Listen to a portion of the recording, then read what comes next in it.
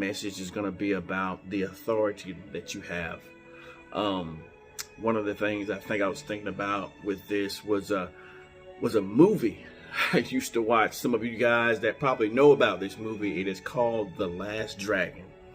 And it's an old a movie. It was one guy, he was a black version of Bruce Lee. Don't laugh at it, but he was a black version of Bruce Lee. They called him Bruce Leroy. And one of his idols was Bruce Lee. He had I don't remember all the details, but I give you some, but he's just had an aspiration of being like Bruce Lee, but the black version. And so continued to watch this movie. He trained a lot. He was a pretty good dancer. So pretty back much in the 80s, I think, or the 80s or the early 90s, I think. I'm not sure. Maybe the early 90s. A lot of break dancing and stuff. It was a pretty cool movie. I say one of my top 10.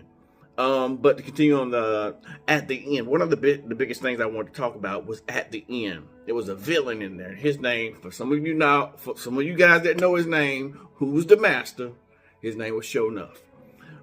He was one of the villains that really just patronized all the people there. And really at the end, he was one of the guys that fought Bruce Leroy at the end. Sho'nuff versus Bruce Leroy.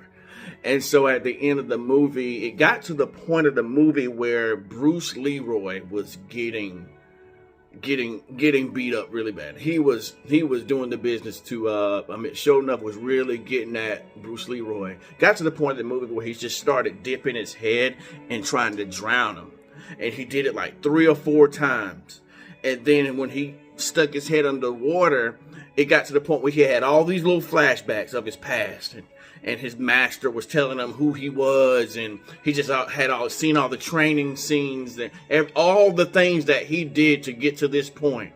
He realized, you know what? And then Sho'nuff kept saying every time he pulled